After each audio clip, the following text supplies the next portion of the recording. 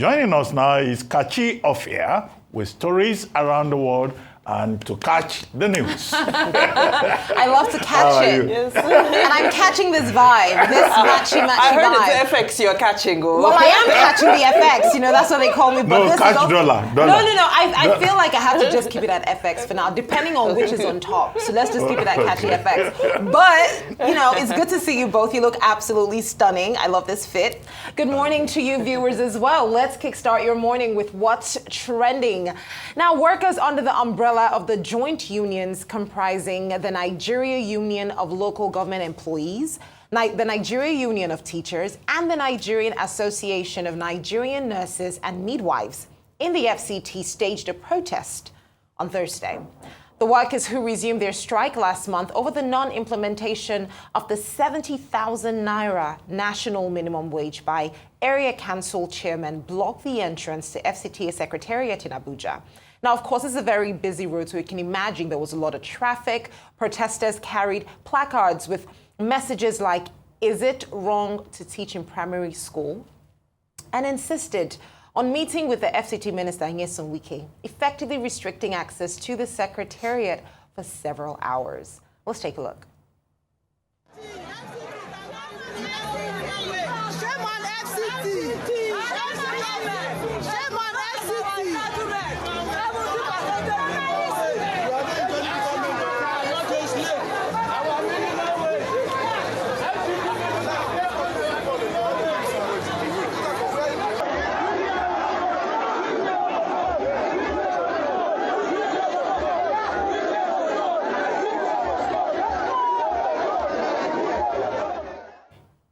So there you have it. Now, what we know about this is the FCT Minister, who they're actually calling out to, has expressed his frustration at this situation, saying that he has approved the sum of 4.1 billion to settle a lot of the salary arrears. And he's now called for these area council chairmen, the Abaji Area Council, Buari, Gwagwalada, Kuje, Kwali, and Abuja Municipal Area Council to say what exactly is the problem. So in this situation, I'm now trying to understand if the money for these payments have been approved, it's 70,000 naira for each person for over a period of time. What are the real issues as to why these people have not been paid? Okay, we made a point yesterday when we were discussing the Nigerian Meteorological Agency workers who decided to down tools within the aviation sector. And our basic point is that, look, a laborer deserves his wages. Now, national minimum wage, by the way, it's part of an international convention, the International Labour Convention.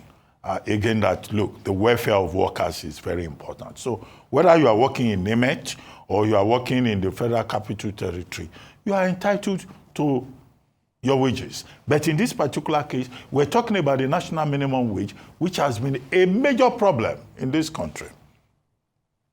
Before now, there was a tripartite committee that was set up by the Buhari administration. Back and forth, until we arrived at this 70,000 naira national minimum wage. The national minimum wage is a matter of law. It's called the National Minimum Wage Act. So those state governors that have not paid the national minimum wage under the law, they are breaking the law. And it is unfortunate that persons who are elected, who occupy public positions, and who say that they are defending the Nigerian Constitution are, on the question of minimum wage, the ones always breaking the law. I'm going somewhere. On this minimum wage, yes, workers in the Federal Capital Territory have trooped out. Nurses, ordinary workers working in the various area councils that you have listed. But it's not only in FCT. Other state governments have not implemented this national minimum wage of 70,000 months, almost a whole year, more than a year since that decision was taken. Sokoto is not paying, Zamfara, Gombe, Yobe, Ebonyi, Imo, Cross River, Nasarawa. These are some of the states that have not paid. And yet we have had some states, Lagos, Rivers, Ekiti, at least those three states that have said, oh, we will even pay more than the national minimum wage. And then you have this, entities, other entities that have not paid. I think that the National Labour Congress has been failing in its promise, because the National Labour Congress said, look, this minimum wage is a matter of law, and that they will take on any state government that does not pay. Where are we with that? Why is the leadership of the Labour Congress at various levels asleep?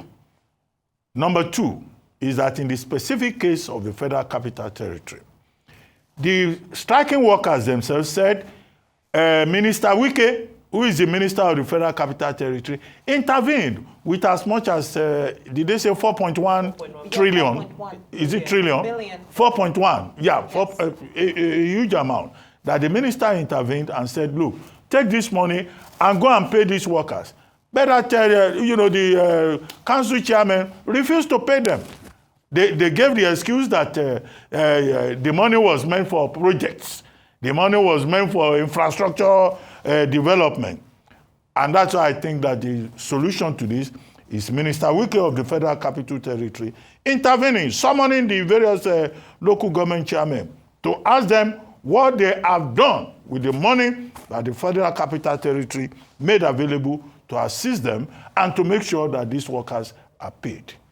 And if there is any case of diversion, misappropriation, theft, mismanagement, I think the Federal Capital Territory, should look into the matter, because all these people, they have school fees to pay. They even work, so they deserve their wages. There's no argument about it. Absolutely. So I believe Minister Wike has summoned the various area council chairmen. Let's see what comes of that, because his argument is that he has dispersed money to them and that this money has been misappropriated. So in the statement that I read, I believe he said that he's also ready to invite EFCC if he needs to. But there are several challenges that we see here. Number one being this issue we're facing with the separation of powers and local government autonomy. Yes, FCT doesn't have the conventional structure of governor and local government chairman, but the equivalent is the FCT Minister and the Area Council Chairman. Now, the question is, if in this very simple example, we see the FCT Minister dispersing funds to the area chairman and they are unable to use those funds for the right reason, where is the hope that we have in local government autonomy that they should be credited money directly into their local government accounts and begin to execute whatever they feel their various places need? So when we're looking at that local government autonomy that we still haven't been able to implement, by the way, because they keep telling us there are several glitches and so forth, it almost seems like it's incomplete. There's an element of it that we need to see. How are we going to audit? Where's the accountability? What mechanisms do we have to ensure that this level of corruption that we also see at the state level, by the way, doesn't just trickle down into a new economy and a new level of deep corruption and misappropriation and this kind of reckless irresponsibility that we're seeing? Amongst these people protesting are primary school teachers. There are people there who are saying, is it a crime to teach children, right? Primary school is the most foundational level of education. We can see what the poor education, lack of education is doing in our country. It's there, it's obvious, it's palpable. Now, if you're not prioritizing school teachers, then we have a serious problem. Even if they come and say and justify and they said, oh, they use the money for projects and so forth. No. Development, we can't prioritize bridges over young people and their education and their empowerment. It's a no deal for me. So in all of this, yes, they say that the FCT is moving to resolve these issues and iron these issues. Ultimately, these people must be paid. They must be paid without further delay, number one. And number two, there are some people in society who must be prioritized when salaries are being paid. Primary school teachers, teachers in general, nurses, the NIMET officials. I mean, it seems like common sense that these people who need to keep our nation, the wheels of the nation well-oiled, deserve to be paid their hard-earned wages, because after all, this 70,000 has been hit by 26% inflation. So it can barely take them from paycheck to paycheck, but at least let them have that small one just to manage it. I love the fact that you brought that up. I love the fact that you brought up the inflation aspects, because the big question is, at 70%, what can the average Nigerian afford with 70,000 naira in today's economy and based off of the inflation? Meanwhile, let's talk about the World Bank, now projecting a 3.6% point rise in poverty in Nigeria over the next 5 years through 2027. This is according to the bank's Africa's Pulse report released during the ongoing spring meetings of the IMF and World Bank in Washington, D.C. Now, despite recent gains in the non-oil sector in late 2024, reports warn that structural issues like resource dependence and national fragility will likely stall progress. The World Bank says Nigeria, along with other resource-rich and fragile sub-Saharan countries, is expected to see worsening poverty, while the non-resource-rich nations may experience faster poverty reduction. Isn't that ironic? Now, the International Monetary Fund went on to urge the federal government to spend judiciously during this period of heightened spending. Now, there are several issues that they've brought up: persistent high inflation, population growth outspacing economic growth. That is, we're rising in our population, but the economic growth is not tantamount to how much people, so there's a burden on the economy. They also talked about structural economic issues over dependence on oil, reduction in our output as well. President Muhammadu Buhari in his economic reforms, President Bola Ahmed Tinubu in his economic reforms said that he's looking to see 2.2 million barrels by 2027 and 3 million by 2030. Obviously, if we increase our barrels of oil per day, that in turn increases our revenue. But then they're also saying that there's an over-dependence on oil. We need to invest in other sectors, as well as spread these resources judiciously, ensure that we are spending on what needs to be spent on. Fiscal deficits keep on increasing as well. So the future is really, really bleak based off of this report that they have just put out. Okay. The IMF this week alone is having spring meetings, IMF and the World Bank. And, in previous conversations, we talked about the completion of the Article 4 consultation on Nigeria by IMF visiting Nigeria. We've talked about the release of the World Economic Outlook, which puts the global average at about 2.8%, which reduces Nigeria to about 3%.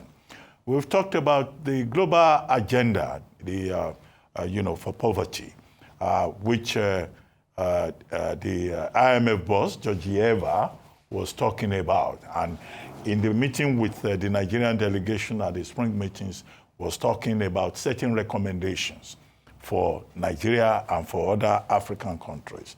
We've talked about the head of the fiscal department of the IMF also making certain recommendations. All of this taken together, within the context of this week's spring meetings, they are saying that African leaders, African countries may not be so directly, heavily impacted by the tariffs and global uncertainties, but there are headwinds, and those headwinds will affect these African economics. In particular, Georgieva singled out Nigeria, Egypt, Ivory Coast, Ghana.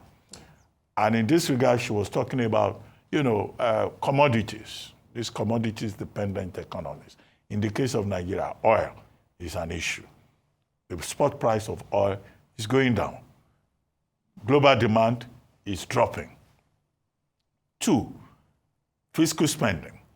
The head of the fiscal department, in his own suggestion, was saying that, look, these African countries, they have to spend judiciously.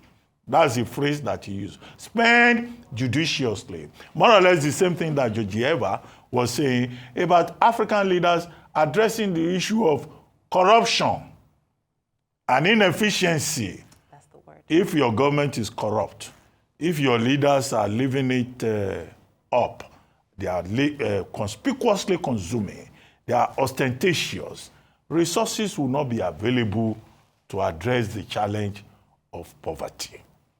she talked about addressing fiscal issues, right? The fiscal space. In other words, you prioritize, you pay attention to what is important. Don't tax the people. You can address issues like tax evasion and all of that, providing infrastructure. African countries should come together and collaborate. These are, some of the points in the recommendations coming out of the various reports. But about poverty figures going up, we should not be surprised. With insecurity, people cannot go to the farm. Of course, poverty figures will go up. With lack of infrastructure, people cannot travel from one part to the other. Only this week, people who can afford to fly from one place to the other. There was disruption, even in aviation travel. You don't have all of that. Then, of course, the poverty level keeps going up. Inflation, they have revised it at the end of March 2025, I think to 24.23%. But we all know that real figure in terms of inflation in this country is higher than that. We'll be very close to about 50%. Even if the statisticians are giving us 24.3, we can believe the evidence of our eyes. We can believe the pandemic of empty pockets that all of us are dealing with every day, and the menace of hunger. Even in that, they are 24.23%. Food inflation is the highest. They say a man that cannot eat, a hungry man, is an angry man. And that is why you have this disruption within the environment. So the challenge, however, the sum of everything that the IMF and World Bank experts are saying is that not just Nigerian leaders, African leaders have to address the challenge of increasing poverty. It's not about throwing statistics at the people.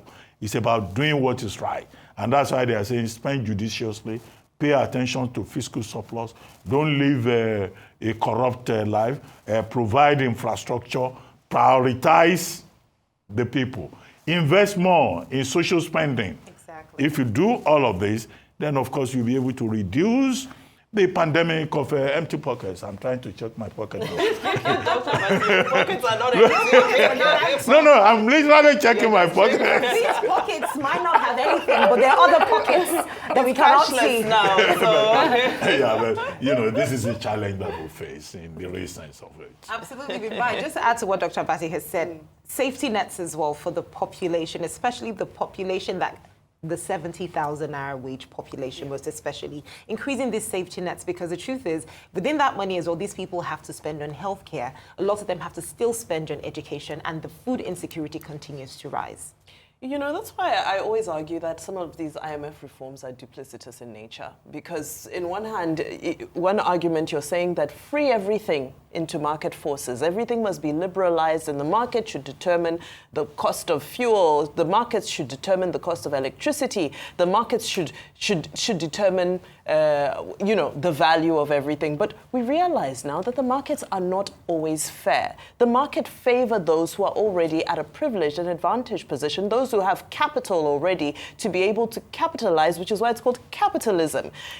Now, I won't get into a whole conversation about the philosophy behind capitalism, but the Bretton Woods institutions have been in existence for almost 80 years now.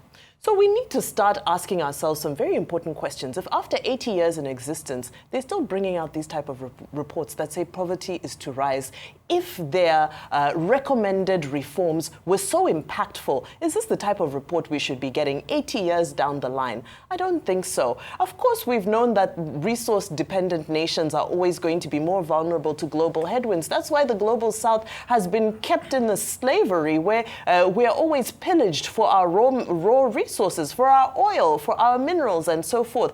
But unfortunately, we've gone past the stage where we can blame those who are coming and taking our resources and adding value to them outside and then exporting them back to us at a higher price.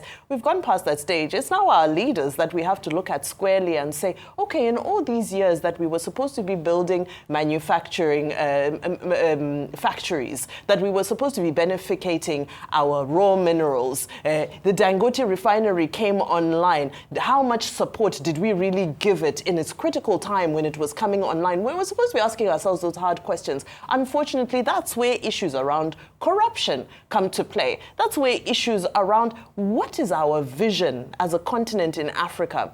So many years, I believe it's almost 5 or 6 years since the Africa Free Trade Continental Agreement was signed. What are the dividends? Nothing. What have we done with it? Nothing. We just move from meeting to meeting. Oh, Africa Free Trade. It's a concept. It's still a concept. Within ECOWAS, what's the investment that we're making within ECOWAS? See, if the necessary investments were being made in the regional bloc as ECOWAS, you wouldn't have coups happening left, right, and center. Because these coups happen because people are disenfranchised. There's poverty. There's poverty in the land. That's why you find a lot of these ills that we see in our society are flourishing. So for me, I think it's really time for us to interrogate how much these loans we take from the World Bank and the IMF, how much have they benefited us? How much have the reforms benefited us? What other creative ways and models can we implement here in Africa that can protect our people as we build to eventually have those economies that can now open the floodgates and say, let's have liberal free markets? I love the fact that you talked about some of the local players that we have, especially in our energy sector in Nigeria, and the need for support for the work that they do, because directly or indirectly, this would also contribute to alleviating some of the pressure on the government as it pertains to our inflation as well. Let's go into a little more political story now. The Independent National Electoral Commission says it is open to allowing eligible Nigerians without permanent voter cards, that's of course PVCs, to vote, but only if backed by legislative amendments. This follows comments by the INEC chairman, Professor Mahmood Yakubu, during a quarterly consultative meeting with resident electoral commissioners in December 2024. He highlighted the growing role of technology, particularly the bimodal voter accreditation system, BVAS, in improving the electoral process. Yakubu said while PVCs will remain valid, future elections may allow voters to use INEC-generated slips downloadable from the Commission's website. He added that the shift could reduce costs, ease logistics, and prevent misuse of voter cards. The real issue, I think, for every voter in Nigeria till today, does my vote count? Whether you're bringing in PVCs, whether you want to replace the PVCs with something else, will my vote count? How do we ensure that there is no case of vote buying or ballot snatching or results being announced and people wondering, how did this come about? These are the real issues that need to be addressed. There are still thousands of people who have not received their PVCs. Their PVCs are still waiting somewhere. So whether or not they take it to the average Nigerian, their main concern is, does my vote count? I agree with you. And this is the whole point about electoral reform. We've been on this subject of electoral reform since 1999, when there was a return to civilian rule. And you've heard that electoral had been revised again and again. Even now with the 2010 Electoral Act and the 2023 general elections, people have been making various recommendations as to how you can further reform the Electoral Act. Why I say I agree with you is that it's not just about the framework. It's about processes, it's about the institution, it's about the people themselves. But let's deal with the substantive issue. It is the INEC, the chairman of INEC, that is bringing up the point that, look, we don't have to rely only on the permanent voter's card. You have made the point that there are problems with the distribution of permanent voter's card. And some people are saying, we don't need to have multiple modes of identification. We have PVC, we have NIN, we have driver's license, yes. We have international passport, we have local government attestation that we exist in a particular local government. In some other parts of the world, they consolidate this. So identity is a major problem in Nigeria. The second problem with all these PVCs, BVAS and all that is how we manage technology. And we saw all of those glitches, they call them, during the 2023 general elections. Now the people managing the elections are saying, okay, if you just have BVAS, the bimodal accreditation, and you can print a slip from the website of INEC that you are a registered voter. That will expand access. That's the recommendation of INEC in this conversation. And they are saying that even to do that, even the insistence on PVC is a creation of the law. You will have to amend the law. We hope that the electoral framework will be further amended, and some of the lingering issues, whether it's about Section 84 or it's about provisions of the Electoral Act in terms of political party representation and all of that, that we'll be able to do this ahead of the 2027 election. But there are other issues that other analysts, commentators have identified. Female representation. We have not done enough with regard to female representation. The use of technology. We have not done enough in that regard. Number 3, the character of the political class. The political class in Nigeria remains very opportunistic. It doesn't matter what framework you put in place. It doesn't matter what amendment you do. If you have these opportunistic politicians who do not even believe in anything and can jump from one political party to the other, we will still be having problems with our elections. Exactly. Well, Nigerians have thoughts as well. Let's take a look at other tweets from you on social media. Our favorite doc said, it is official, INEC plans to legalize and allow voting without PVC in 2027. Congratulations, Nigeria. Democracy was a great run. There was a country, but not anymore. Ichie Ed also tweeted, says, this could be positive news. Over time, hoarding PVC has been a tool politicians use to manipulate electoral outcomes. However, what safeguards are they putting in place to ensure the integrity of the process? Will it be compulsory for voters to be validated by the card reader? Well, I believe we can take our final story on the show today. Burna Boy making history as the first African artist to headline a sold-out show in France. This is the Stade de France in Paris. Performing to over 80,000 fans, the Grammy winner delivered an unforgettable night on Afrofusion, including electrifying performances of singles such as City Boy. Let's take a look.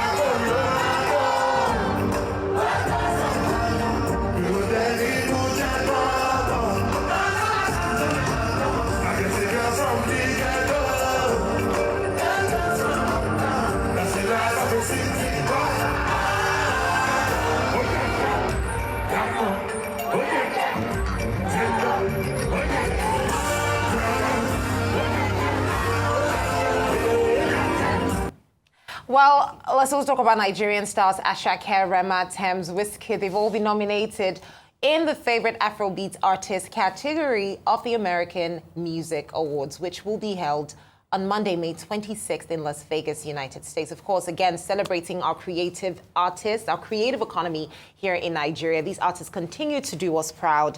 I mean, I feel like I'd always say this is the best time to be a creative, and the best time to be a creative is now, because you see these stories and you're inspired that, listen, irrespective of what goes on in the country, as a creative, you can make it work. Absolutely. You know, before What's Trending, we have Chude, who is doing his hashtag with Live with Chude, over the weekend.